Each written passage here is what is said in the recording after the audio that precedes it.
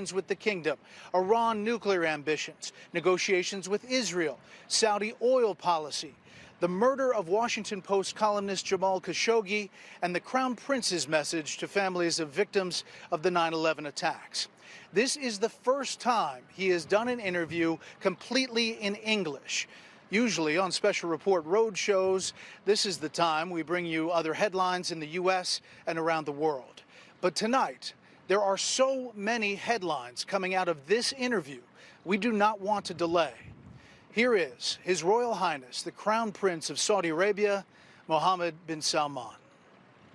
This is the island of Sindala, the first project in Neom, your Vision 2030. It is spectacular. It is really beautiful. You know, a lot of people have described you as a visionary leader. I talked to a number of your citizens, and that's how they describe you. And you didn't even plant them. That's really how they talk about you. And world leaders are saying the same thing. You've had this transformational change, every aspect of the kingdom, economic, social, cultural, religious. Can you give us some specific examples of what your goals are and how you think all of this is going? Well, simply, we have in the past few issues in Saudi Arabia and a lot of opportunities that we didn't use. We're trying to capture that and to go forward for a better Saudi Arabia. And that's what we're trying to do. And it's a big vision. It is a big vision, and we get like surprised every day that we reach our target faster, and we extend that to a newer target and a bigger ambition. So it's really exciting. Your ministers say you work them hard. Well, you can see in 2022 we are the fastest G20 country growing. And also in this year, if you take just the non-oil GDP part, we are the second fastest in the G20 growing. So it's like a fight between Saudi Arabia and India, a good fight. You're making a transition on trying to get different parts of the economy, not a heavy reliance on oil. The role of women in the society has evolved significantly. You know, you had this 2030. What do you see 10, 20, 30 years for Saudi Arabia? I will give you an example. If you look to late 70s, Saudi Arabia GDP is bigger than South Korea, and now South Korea, I think it's the 10th or 11th largest GDP in the world in 2016, and in 2016 we are number 20. So that's a shame. In 1980, we was GDP number, I think, 12 globally, and then in 2016 we are number 20. So we believe if Saudi Arabia and really the perfect track, since that time we will be among the top 7 GDP globally. I'm trying to get Saudi Arabia back on the right track. You're a data guy. We can see today we are the largest, number 17 ranked as the largest GDP in the world, but in G20 we are almost ranked number 15 from 20 in just a few years. The G20, you just mentioned it. You really have become a big player on the world stage, and that G20 rail and ports deal connecting Europe, the Gulf nations, and India, why is that such a big deal? Logistics is important. If you want to manufacture in your country, if you want to move goods, it's important to have a good logistic plan. You work it with many countries, many regions, to be sure that goods pass in the right time. For example, that project will cut the time of goods from India to Europe by 3 to 6 days. Cut time, save money, and it's more safer, more efficient. So why not? And it's not about only moving goods and railways and ports. It's also about linking grids, energy grids, data, cables, and other stuff will benefit Europe, Middle East, and also India. And most of these energy, all of these energy going to be a green energy that's going to be produced in the Middle East and being exported to Europe and India. So it's a big deal for us and for Europe and for India. Also mentioned in this deal is Israel.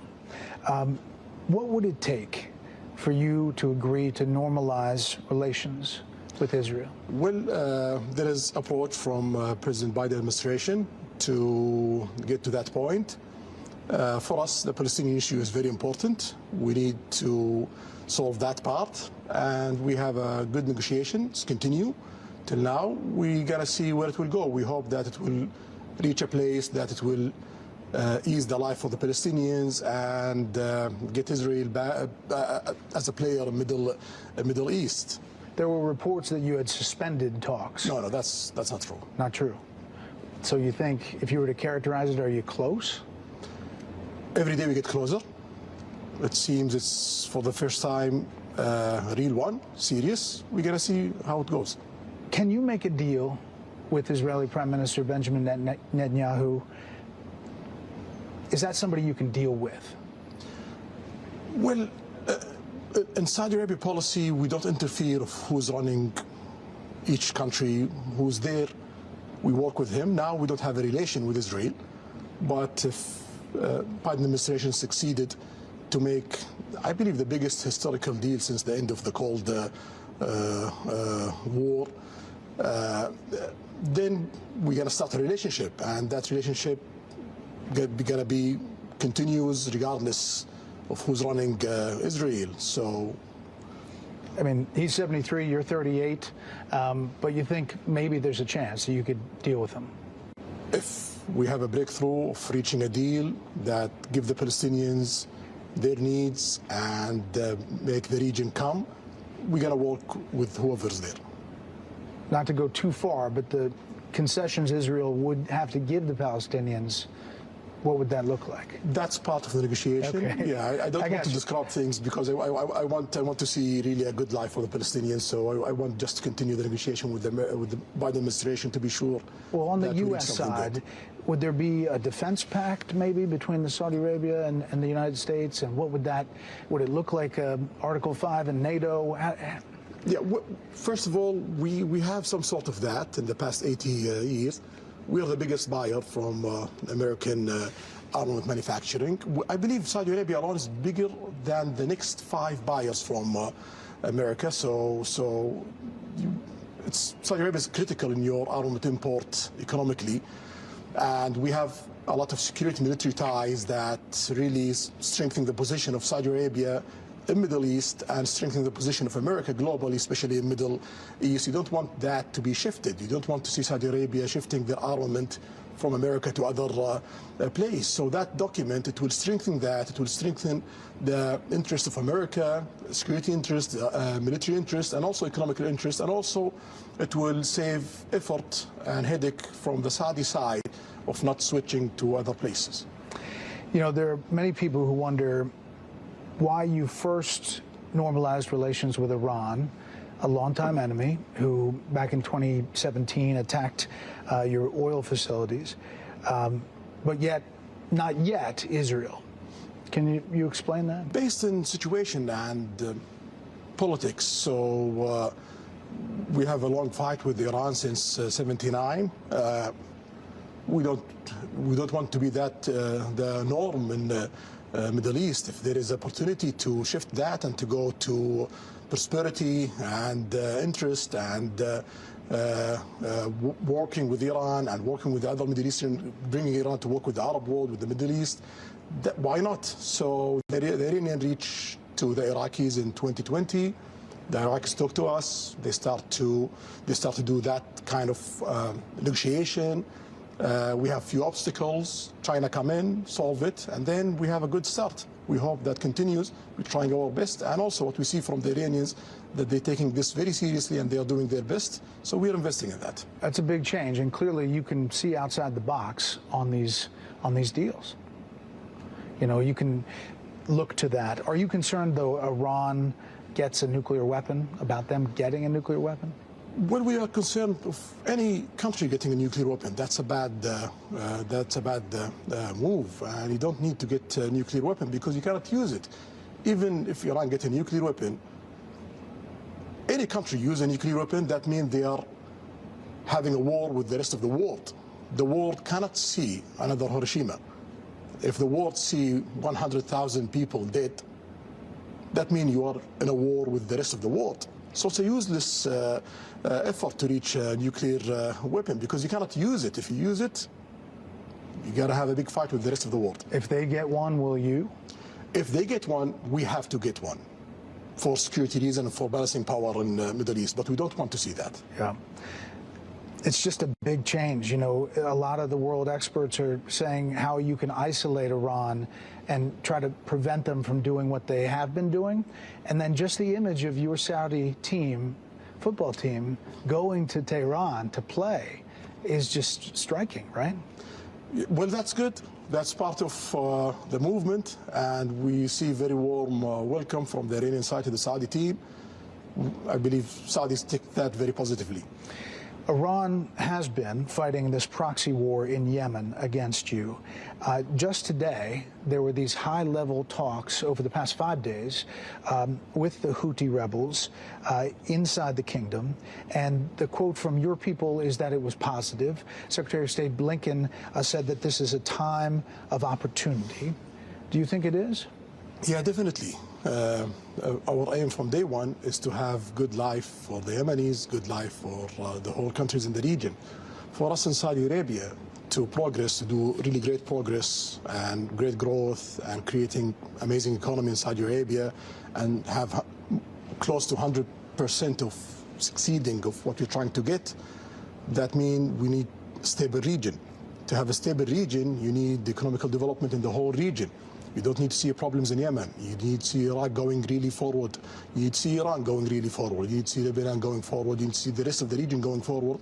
And we are working with GCC, with Egypt, with other players in the region, and also with the global players, with our allies in America, to make that happen. That's good for the rest of the world, because you see, when the region is disturbed, ISIS come out, Al-Qaeda come out, terrorist attack come out, piracy come out. So we don't want to see these events. You want to see opportunities for American companies, for European companies, for the rest of the world, and for more growth in a place that create problems in the past few decades. I mean, obviously, more than 150,000 people died in Yemen. It's been a big humanitarian crisis, but you all put in billions of dollars to help in that, and it doesn't get covered a lot. Do you think it's close to kind of wrapping up? Well, we are the biggest country in the world who give aid to Yemen in the past and today and tomorrow. And we want to increase that, and also we want to start to invest in Yemen in the economical part in all sides of Yemen, and we are in the process of doing that, even if there is a ceasefire and there is no political agreement yet. But we are trying to push all the areas forward day by day. Just a couple more things on Iran. Do you think it was a good idea for the U.S. to allow Iran to access that $6 billion in exchange for the 5 American hostages? You know, you cannot say it's a bad or good policy, but what I would say that it's a step. I hope that the Iranians show that getting that $6 million and getting those American backs, it's worth the effort, because that will encourage the world to do more. You mentioned China brokering that normalization with Iran. That surprised some folks. Why choose China in that role? We didn't choose China. China chose you? China chose to be a broker to make that happen. There are signs of change. Obviously, the renewal of relations with Iran, brokered by China, possibly joining BRIC. China's a big component of that. Is the kingdom reevaluating its security partnerships, kind of trying to think of different ways to do it? No, BRICS is not about political alignments. So if you look at the G20, you have like 2 groups inside the G20. You have the G7 and you have BRICS inside G20. We tried to join the G7 at President Trump time, but some of the countries in G7 have like requirement to be part of that. And we are seeing that if we continue for 1 decade without being part of group inside the G20, that could really create obstacles for us economically. So BRICS is an option. They invite us, and we welcome that. And BRICS is not a group against America or the West. You have a lot of allies in BRICS. You have India, you have Brazil, and you have South Africa. Those are also as your allies. You talked to all these world leaders. I mean, you talked to all of them. And when was the last time you talked to President Xi? Something around, I'm not sure, You've talked to him 2-4 months. Yeah, we talk a lot every year. Yeah. How do you see him? What's he like? Well, he's trying to do the best for China, and he have all the right to do that. He's a leader of a country, and he wants his country to succeed and to grow, and he have more than 1 billion people, you don't need to see China failing. If you see China failing, it's around 13-14% of the world GDP, and it's around 15 to 20% of the world population. If that country falls, everyone on the planet falls, even America. Yeah. You know, obviously there's a lot of concern in the U.S. about Taiwan. As you know, President Xi, when it comes to that issue, what do you think his vision 2030 is? We announced our policy in that. We believe in one China, and I believe so is America believing in that. There is few arrangement there. I believe the Chinese is respecting that till now, and we're going to look forward how it goes. What about Russia? You deal with President Putin. What's your thought about Russia inside Ukraine? What's happening there, it's something bad. We don't want to see it. Invading a country, it's something against the rules of the UN. And the Saudi vote against that. The Russians have their excuse of why they did that, of expanding the NATO, etc., of their lists of excuses. But invading a country is really bad. In Saudi Arabia, we have a good relation with Russia, and also we have a good relation with Ukraine. We have amazing and critical trade with Ukraine and Russia. So for us, we try to do our best to push for a few steps to solve this problem. I mean, you tried to host peace talks. Russia didn't come, but I wanted to ask you about, supporting Russia. I spoke to your energy minister, who was fantastic, Prince Abdulaziz, about your decision for oil production cuts. And he told me that it was based on volatility and trying to stabilize the market. There are some supporters of Ukraine who say by doing that and prices spiking that you have essentially boosted Russia's war effort at a time when every country, a lot of countries are trying to squeeze him to get out of Ukraine. So how do you deal with that? So you're talking about support of Ukraine, but how about the president of Ukraine? What did he say? He said totally something against that. He says Saudi Arabia is supporting Ukraine, supporting to solve the problem between Ukraine and Russia, and trying to be a mediator to help in that area. And if we are doing a deal in OPEC Plus country to support Russia, Iran is part of the OPEC Plus country, and at that time Iran was our enemy. We don't have that alignments that we have today. So are we supporting Iran at that time? That doesn't make any sense. For us in Saudi Arabia, we just watch supply, demand. If there is shortage of supply, our role in OPEC Plus is to fill that shortage. If there is oversupply, our role in OPEC Plus to measure that for the stability of the market. So it doesn't have anything other than that? No, it's purely about demand, supply. It is coming up on the 5-year anniversary of the brutal murder of journalist Jamal Khashoggi in your consulate in Turkey. U.S. intelligence pointed to you as ordering that attack. I've heard you address this several times, saying you didn't order the murder, saying it was horrible and a mistake, and that as a leader you take a responsibility as a leader of the country. But 5 years later, what do you tell people in the U.S. who still have concerns, and journalists maybe around the world, and maybe potential tourists who would come here to Sindala, that they wonder if anything changed or if it could happen again? Well, we take all the legal measurement that any country took, like when America have mistakes in Iraq, they do investigation, trial, etc. We did that in Saudi Arabia, and the case being closed. And also we try to reform the security system to be sure that these kind of mistakes doesn't happen again. And we can see in the past 5 years, nothing of those things happen. It's not part of what Saudi Arabia do in the last 100 years. It was a mistake, it was painful, and we are trying our best to be sure that we reform our system to work by the book and to be sure that everyone is safe, not in Saudi, in the whole globe. Did anyone involved in the killing serve jail time? Yes. Anyone involved is serving jail time. You have to face the law. And you're trying to change the law broadly to make sentences more realistic? More realistic for us as Saudi, not for foreign people. But we believe today it's far away from realistic for us as Saudi. So we are not proud of all of our laws in Saudi Arabia. There was this AP, Associated Press article that just came out a couple weeks ago with the headline that said, Saudi man receives death penalty for posts online, latest case in wide-ranging crackdown on dissent. I guess dealing with his posts on X, formerly Twitter. So one, is that true? And two, are you changing that aspect? Yeah, shamefully it's true. So it's something I don't like.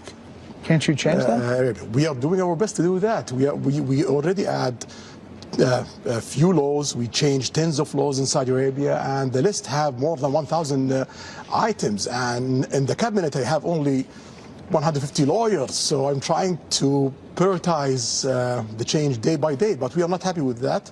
We are ashamed of that. But the judicial system have to follow the laws, and I cannot tell the judge that do that and ignore the law, because that's against the rule of law. But do we have bad laws? Yes. Are we changing that? Yes. Do you think that guy's going to get killed for the post? Well, I believe there's few steps in the trials. I'm hoping that in the next phase of trials, the judge there is more experienced and they might look at it totally different. Recently in the U.S., we remembered the 22nd anniversary of the 9/11 attacks. As you know, 15 of the 19 hijackers were Saudis. And the 9/11 victims' families, they make their feelings clear, especially around the anniversary, that they believe there's intelligence that somehow links the Saudi government to supporting or facilitating those hijackers. What do you say to those 9/11 families 22 years later? Well, I'm very sorry that anyone loses any one of his family. No one wants to lose his family, especially in a way like that. Yes, there's 15 Saudi in that being planned by Osama bin Laden. That's well known. Osama bin Laden being planned also a lot of attacks in Saudi Arabia. So it doesn't make any sense that we work with the guy who's doing terrorist attack in Saudi Arabia in the 90s, and after that, killing Saudis and foreign people at that time in Saudi Arabia. He's our enemy and he's the American enemy. The main attempt for Osama bin Laden, and that's by the reports, the main attempt of Osama bin Laden is to recruit as much as he can, Saudis, to be sure that he create a problem between America and Saudi Arabia. So if people in America fall to that means Osama bin Laden succeed in his plan. You're credited with going after extremists, jihadi extremism in the country. Is that still happening? The country was conservative before, and it's not only Saudi Arabia was conservative, even America was conservative before. Time change, and reforms comes, and that's what's happening in Saudi Arabia. After the Khashoggi killing, President Biden called Saudi a pariah nation. Then he visited here and he had the closed fist, the fist pump. Then it's an open hand recently at the G20 with a handshake and a smile, thanking you for your leadership. It's fair to say the U.S. relationship with Saudi is complicated. How would you describe your current relationship with President Biden? The only thing that doesn't change in politics, that is changing. So always you change your politics that serve your goals as a nation. We have today great work with President Biden. We are working in the big network that we're building between India, Saudi Arabia, Europe. We are working with peace arrangement with Israel and Palestine. We have the longest ceasefire in Yemen, and there is a lot of good progress to create political solution, and we have a lot of work in security, stability in the region, also beyond in Ukraine. We have amazing work in technology, R&D, 6G investment and R&D in the rest of America, space industry, and many areas. So the agenda between Saudi Arabia and America today, it's really interesting, and we have really amazing relation with President Biden. You talk with him behind the scenes. In the U.S. right now, there's a lot of focus, even from his own party, about his age. He's 80, you're 38, as I mentioned. You've worked with him, you've met with him. What's your assessment?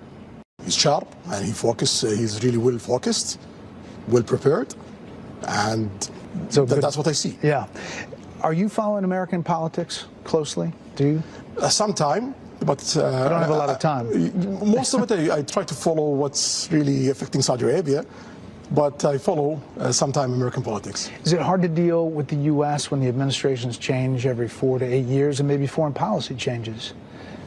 Well, sometime, changes in any countries also always create, like, let's say, a period of negotiation. So we are used to that. Yeah. And any administration change in America, we start to talk, we start to negotiate what we have together, what kind of obstacles we have in that relation, and what kind of new opportunity that we should work on it. And then we reach a point that we have this plan to work in the next few years. You had a good relationship with former President Trump, then President, and his administration. There's several investigations right now with President Biden and his son Hunter, the money he took in from a company in Ukraine and from China, and whether that had an impact either directly to President Biden or on his decisions that he made. In the Trump administration, you had a really close relationship with the president's senior advisor and son-in-law, Jared Kushner. After he left, Saudi fund made reportedly a $2 billion investment in Jared's new fund he was launching and managing. Do you think that sends the wrong message, even if there wasn't a tit for tat, I'll give you this and you get that? But we look to opportunities and investment. We have investment, a lot of investment around the globe with a lot of peoples and with economical opportunity. So if Trump becomes president again, you'll leave the $2 billion with Jared Kushner? It's a commitment that PIF have, and when PIF have commitment with any investor around the globe, keep it. Would it affect your decisions with a new Trump administration with that sitting there? Well, Saudi Arabia is so big, so I'm quite sure mostly any person around the world, directly or indirectly, you have something to do with Saudi Arabia. So if that can affect President Trump decision, if he become a president, that means that it's gonna affect every president in the world and every person in the world decision, because directly or indirectly, he have some sort of interest or something to do with Saudi Arabia. Well, there you go. The other question I wanted to ask you is, you're a sports fan. Yes, definitely. Where were you when Saudi beat Argentina in the World Cup, and what was your reaction? I was with my family, my brothers, their wives, their kids, watching the game. And actually, we just want to get out from this game with no humiliation. We get surprised. I mean, it fired up people here. I talked to a ton of them, and they were really excited. Do you think football, soccer in the U.S., is changing the dynamic here, that it's almost another national identity? Well, when we want to diversify our economy, you have to work in all sectors. Mining, infrastructure, manufacturing, transportation, logistics, all that is. And part of it is tourism. And if you want to have tourism, you need to develop your culture sector, your entertainment sector, and your sports sectors, because you need to create a calendar. And we can see tourism used to participate in Saudi Arabia GDP by 3%. Today, it's 7%. Sport, it used to participate in Saudi GDP by 0.4%. Today, it's 1.5%. So it's economical growth, it's jobs, it's a calendar, it's entertainment, it's tourism. And you can see we are now ranked #1 in Middle East. 6 years ago, we are not even in the top 10 list in Middle East. And we are now, in 2022, we are number 10th of global visit globally. So that's a really great success. We are aiming to get above 100 million visits in 2030, maybe 150. Last year, we reached almost 40 million visits from Saudi Arabia and globally. So it seems that we are going there. Yeah. Your tourism minister says you keep on setting a new goal. Because we reached the goal that we set very fast. Yeah. You are spending a ton on sports, a lot of money. Big names that people are very familiar with, big teams, big facilities. What do you say to the people who charge that that's part of sports washing, that you're trying to use all of that to somehow improve or somehow affect your image in the world? Well, if it's sport washing going to increase my GDP by 1%, and then I will continue doing sport washing. You're okay with that term? I don't care. I have 1% growth of GDP from sport, and I'm aiming for another 1.5%. call it whatever you want. We're going to get that 1.5%. Are you a golfer? I'm a beginner, not good. So you don't have a lot of time to practice. That's part of it, but I'm trying to do my best. What do you make of Live Golf and possibly this merging with the PGA? Well, that's a game changer for the golf industry. You will not have competition, and you will have focus in developing the game, and that's good for the players and the fans who love golf. Is there something you feel in the country that's changing because of everything you've done? Like, do you see young people buying in, and that in and of itself is going to be a game changer, not from the top down, but from the bottom up? Well, it's not everything that I've done. It's everything that we've done in Saudi Arabia. I'm just one of them. And if the people doesn't buy in, it will not work. So first rule, people have to believe in it, and everyone have to push to make all the progress that we are having in Saudi Arabia. And it seems it's going really well. We are the fastest growing country in the planet, and we have the most ambitious projects in all sectors. So we are the fastest in each industry in the planet. At some time, you will be king here. How is your father? He's 88-year-old. He's in a good health. I hope a long life and healthy life for him. Inshallah. Sure. Custodian of the two holy mosques is a title held by the Saudi king.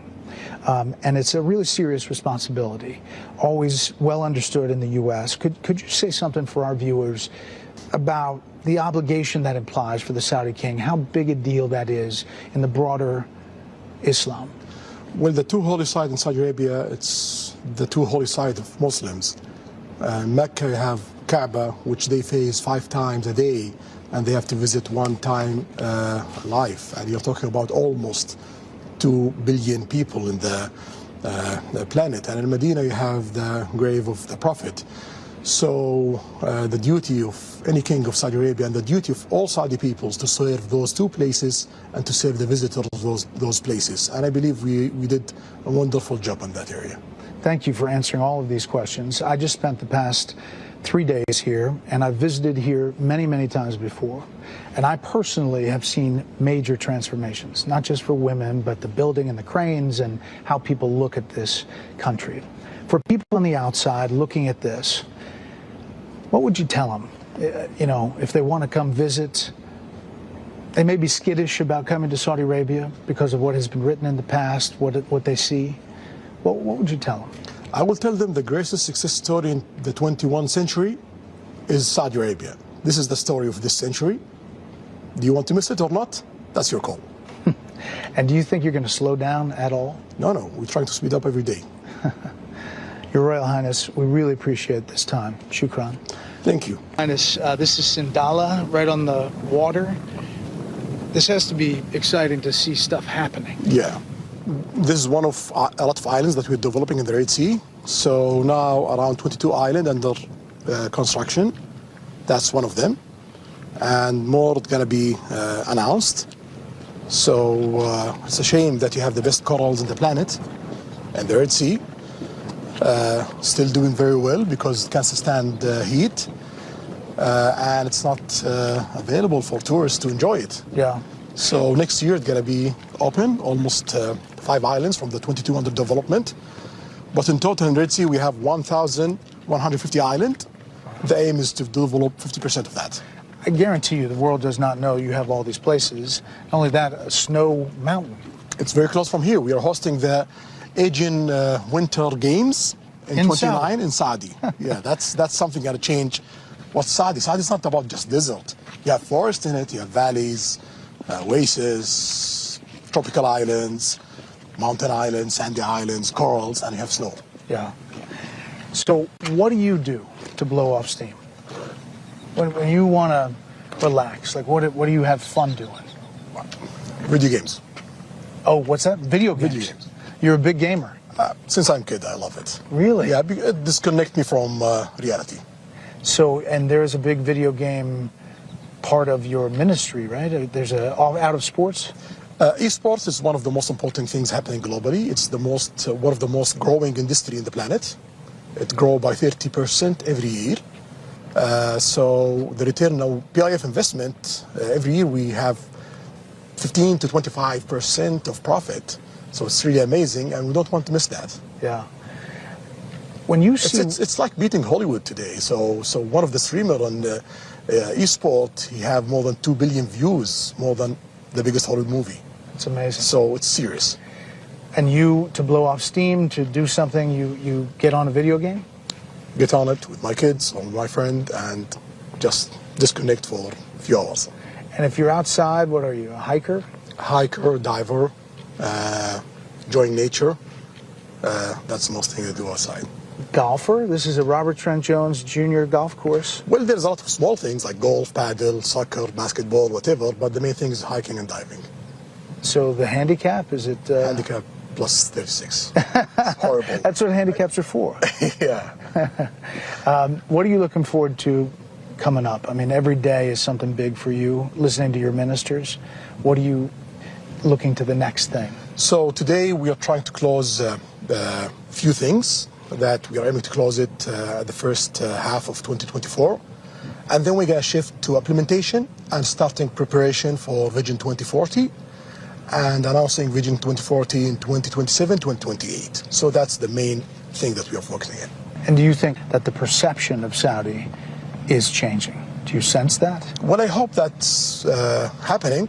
But for us in Saudi Arabia, we don't look at that. For us in Saudi Arabia, when we do change, we look to our needs, to our people needs, and to our economy needs. If it changed the perspective positively, great. Yeah. We really appreciate the time. Shukran. And we look forward to seeing where Saudi Arabia is by 2030 and beyond.